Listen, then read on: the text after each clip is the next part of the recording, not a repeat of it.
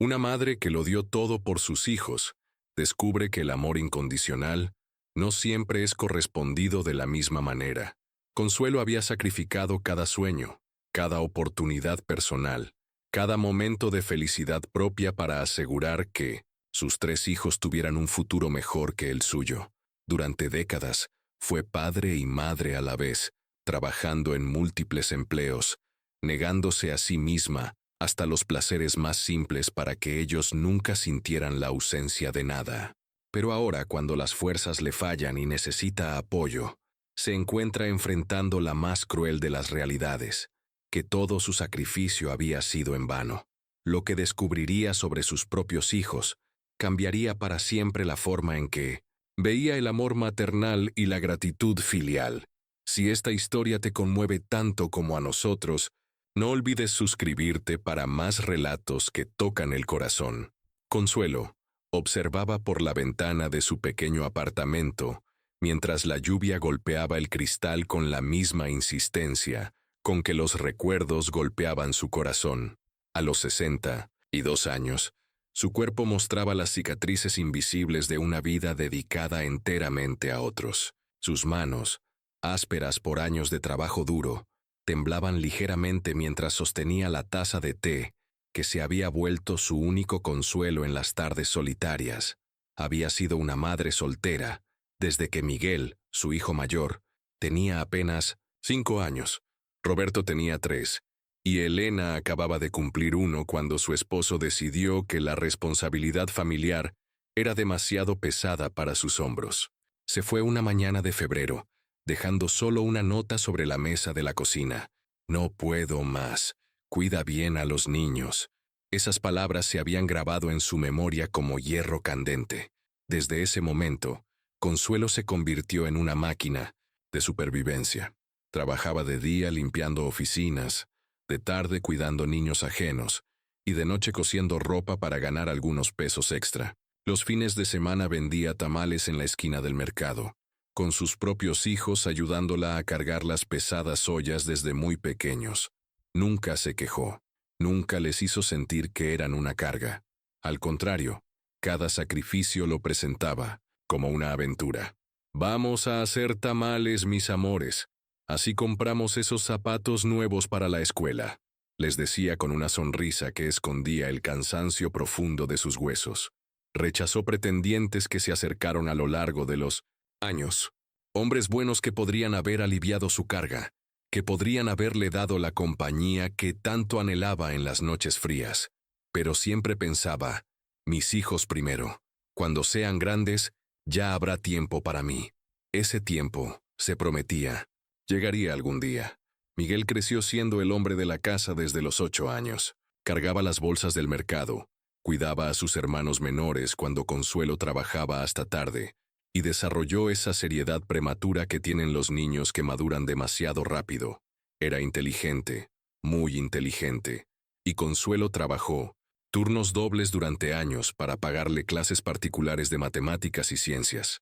Roberto era el artista de la familia. Dibujaba en cualquier papel que encontraba, creaba historias fantásticas que contaba a sus hermanos antes de dormir. Consuelo vendió su única joya, un anillo de oro que había sido de su madre, para comprarle materiales de arte cuando mostró talento real. Este niño va a ser alguien importante, se decía mientras veía sus dibujos pegados en la nevera. Elena, la pequeña, era su princesa, la única mujer en esa casa llena de luchas diarias. Consuelo se desvelaba confeccionando vestidos hermosos, con retazos de tela que conseguía en las tiendas, asegurándose de que su hija siempre se viera como las demás niñas de la escuela, aunque por dentro supiera que cada hilo de esos vestidos había costado una comida menos en su propio plato.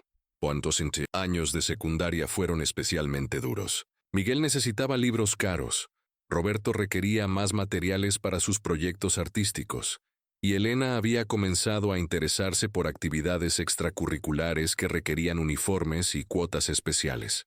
Consuelo tomó un trabajo, adicional los fines de semana, vendiendo productos de belleza de casa en casa, caminando kilómetros bajo el sol implacable para generar esos ingresos extra que sus hijos necesitaban.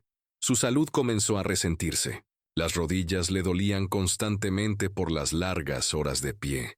La espalda se le curvaba por cargar peso excesivo y desarrolló una gastritis crónica por comer mal y a deshoras, pero nunca se quejó delante de sus hijos.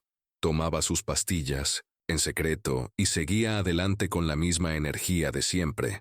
Cuando Miguel obtuvo una beca para estudiar ingeniería en la universidad, Consuelo lloró de felicidad. Era la validación de todos esos años de sacrificio. Su hijo mayor, el niño, que había crecido sin padre, iba a ser un profesional. Trabajó aún más duro para cubrir los gastos que la beca no incluía: transporte, materiales, comidas fuera de casa. Roberto logró ingresar a una escuela de artes, y aunque no tenía beca completa, Consuelo encontró la manera de pagar la diferencia. Pidió préstamos que sabía que le tomarían años pagar, pero veía el brillo en los ojos de su hijo cuando hablaba de sus proyectos, y eso le daba fuerzas para seguir. Elena resultó ser tan inteligente como sus hermanos. Destacaba en todo lo que hacía: deportes, estudios, actividades sociales. Consuelo se sentía orgullosa viendo a su hija brillar, aunque eso significara más gastos en uniformes deportivos, viajes de estudio y actividades que las otras madres podían costear sin problemas. Durante esos años universitarios, la casa se sintió vacía pero esperanzadora. Consuelo trabajaba ahora para mantener a sus hijos en sus estudios, enviándoles dinero religiosamente cada mes, asegurándose de que no les faltara nada.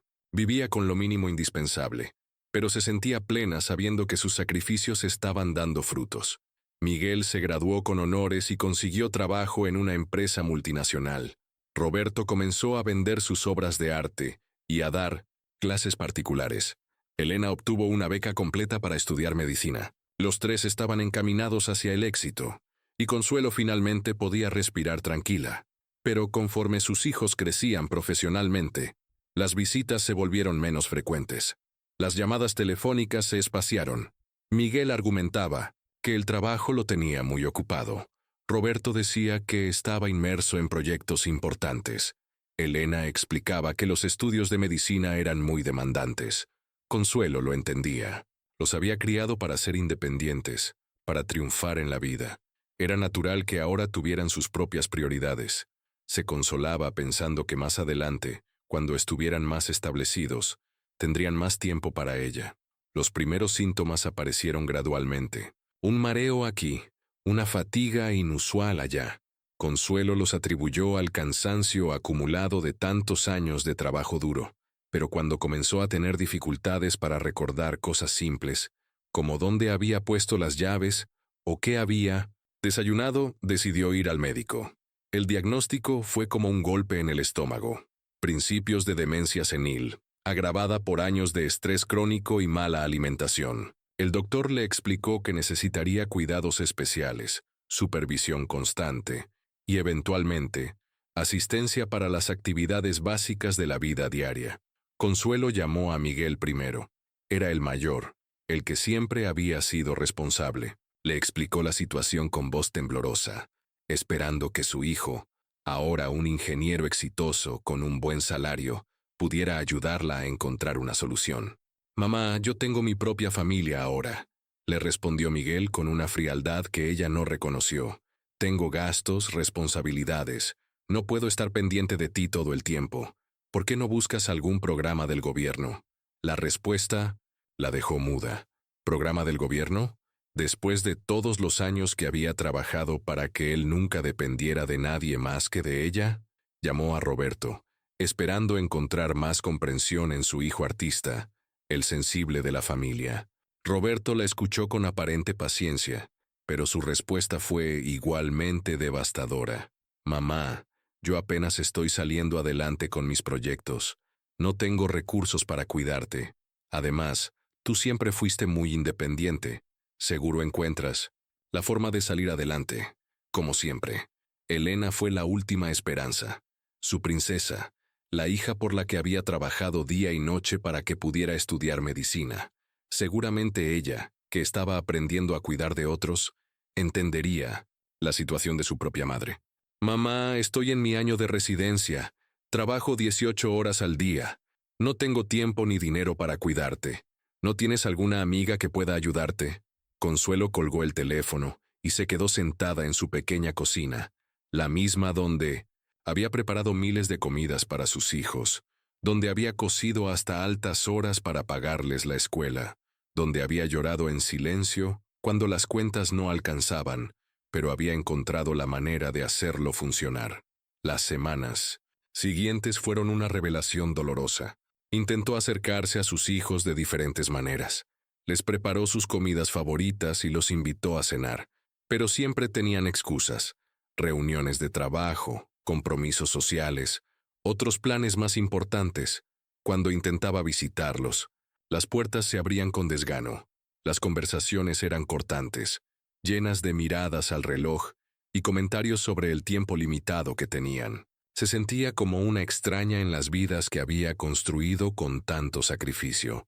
Un día, mientras organizaba viejos documentos, encontró algo que cambió su perspectiva para siempre. Era una conversación de WhatsApp que Elena había dejado abierta en su teléfono durante una de las pocas visitas que había hecho. Consuelo no quería leer, pero sus ojos se fueron inevitable hacia la pantalla. Era un grupo de chat entre sus 3 hijos. Los mensajes eran de hace varios meses, cuando ella había comenzado a llamarlos más frecuentemente, preocupada por su salud. Miguel había escrito: «Ya está empezando mamá con sus dramas. Siempre ha sido muy exagerada para llamar la atención». Roberto había respondido: «Es que nos tiene acostumbrados a que resolvámonos todo por nosotros mismos, y ahora quiere que seamos nosotros quienes la resolvamos a ella». Pero el mensaje que más la hirió fue el de Elena. «Ustedes saben que siempre fue muy controladora. Todo lo que hizo por nosotros lo hizo para tenernos controlados, para que la viéramos como una mártir. Ahora quiere cobrárselo». Miguel había agregado: «Exacto. Nunca nos pidió opinión sobre nada de lo que hacía. Siempre decidía por nosotros. Ahora que somos independientes no puede aceptarlo». Roberto había cerrado la conversación con: «Mejor mantengamos distancia. Si no le damos mucha atención, se acostumbrará a resolver sus cosas sola, como siempre hizo». Consuelo leyó esos mensajes 3 veces antes de que su mente pudiera procesarlos completamente. Controladora. Mártir. ¿Todo lo que había hecho había sido para manipularlos? Se sentó en el suelo de la cocina y comenzó a llorar como no había llorado desde el día que su esposo las abandonó. Pero estas lágrimas eran diferentes. No eran de tristeza por una pérdida, sino de una comprensión devastadora. Había criado a 3 extraños que llevaban su sangre, pero no su corazón. Los recuerdos comenzaron a tomar un nuevo significado bajo esta luz. Todas esas veces que había trabajado turnos dobles para comprarles algo especial, ¿había sido realmente por amor o por una necesidad inconsciente de control? Todas esas noches sin dormir cuidándolos cuando estaban enfermos, ¿había sido sacrificio maternal o una forma de hacerse indispensable? Consuelo se cuestionó cada decisión que había tomado durante 30 años. Tal vez sus hijos tenían razón. Tal vez había sido controladora sin darse cuenta. Tal vez había criado una dependencia que ahora ellos necesitaban romper para ser verdaderamente libres. Pero entonces recordó las noches en que Roberto lloraba por las pesadillas y ella lo consolaba hasta el amanecer. Recordó cuando Miguel tuvo neumonía y ella durmió en una silla al lado de su cama durante una semana entera.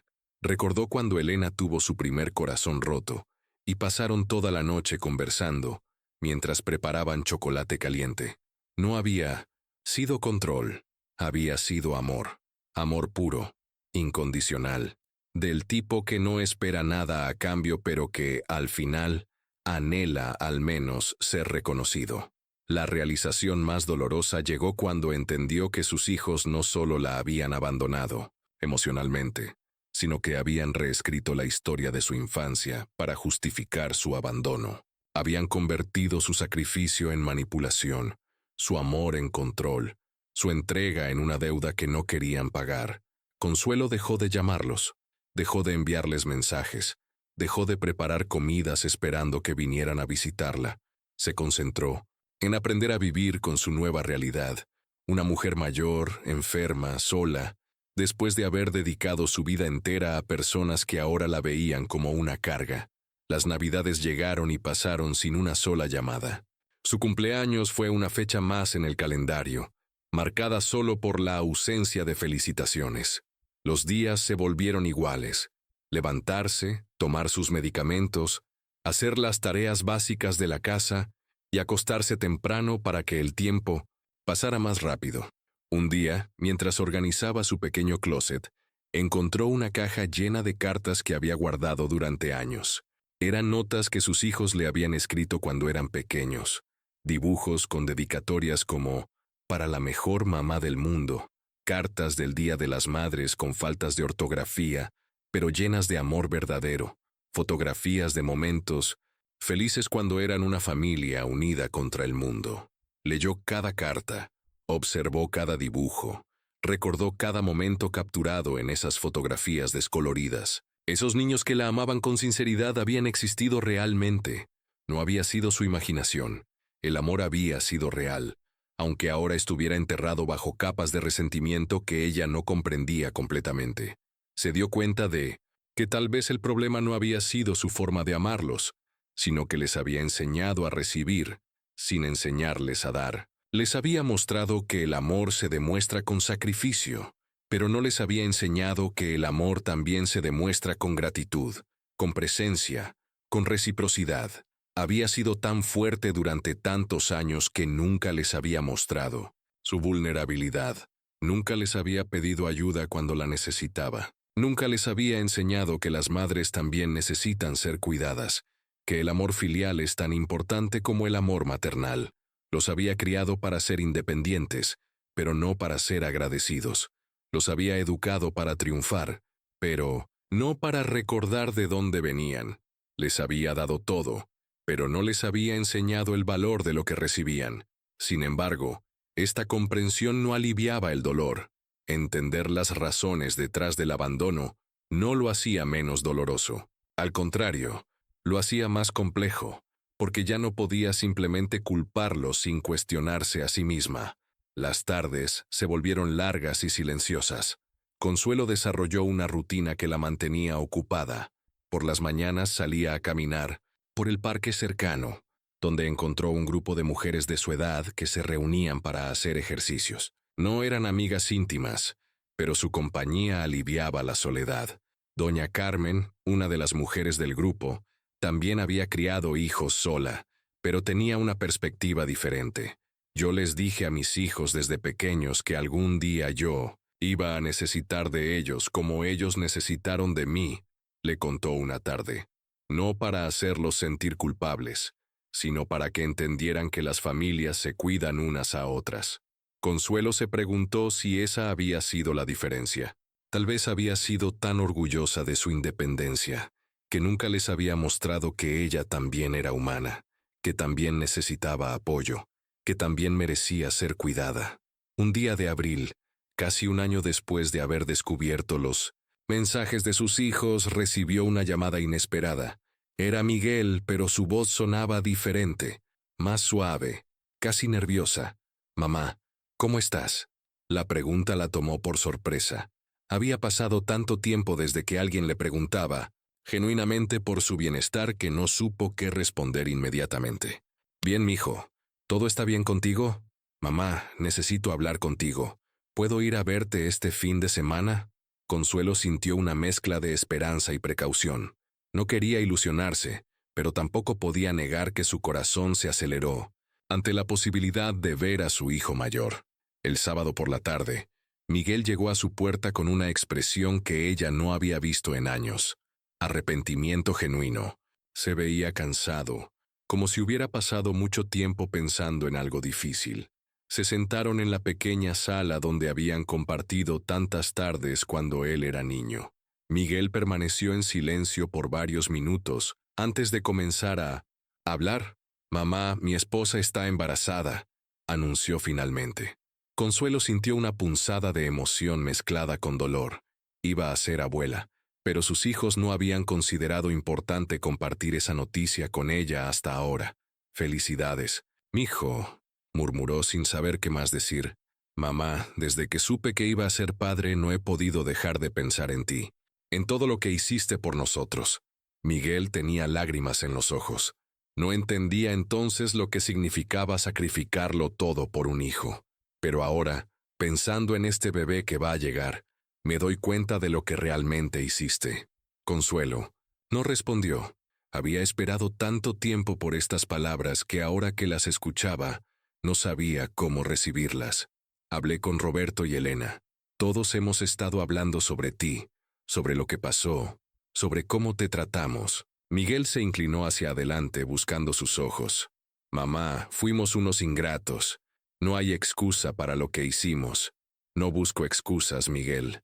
Solo buscaba un poco de cariño cuando más lo necesitaba. Lo sé, mamá, y lo siento mucho. Todos lo sentimos. Consuelo observó a su hijo mayor, el niño que había crecido demasiado rápido, que había cargado responsabilidades de adulto desde muy pequeño. Se veía vulnerable, humano, tal vez por primera vez en años. ¿Y qué esperas ahora, mijo? No, espero tu perdón inmediatamente, porque sé que no lo merezco.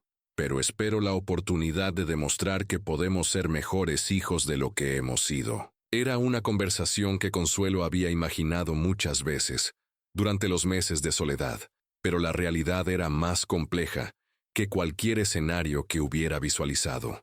Parte de ella quería abrazar a Miguel y decirle que todo estaba perdonado. Otra parte se protegía del dolor que había sentido durante tanto tiempo. Miguel, yo no los crié para que fueran perfectos, los crié para que fueran buenas personas. Ustedes son buenos profesionales, pero necesitan aprender a ser buenos hijos también. Tienes razón, mamá, y queremos aprender. Roberto, Elena y yo queremos que seas parte de nuestras vidas de verdad, no solo cuando nos conviene. Las lágrimas que habían estado contenidas durante meses finalmente comenzaron a fluir. No eran lágrimas de felicidad completa, porque el dolor aún estaba ahí, pero tampoco eran lágrimas de desesperanza. Eran lágrimas de alivio, de una madre que finalmente veía que sus hijos aún tenían la capacidad de reconocer sus errores y querer enmendarlos. La reconciliación no fue inmediata ni completa. Fue un proceso gradual, lleno de conversaciones difíciles, de momentos incómodos, de aprendizaje mutuo. Consuelo tuvo que aprender a expresar sus necesidades sin sentirse culpable, y sus hijos tuvieron que aprender a dar sin esperar reconocimiento constante. Pero por primera vez en mucho tiempo, Consuelo sintió que tal vez no había criado a sus hijos en vano. Tal vez había plantado semillas que solo necesitaban tiempo para crecer. Y tal vez, después de todo, el amor que había dado durante tantos años finalmente había encontrado el camino de regreso a casa.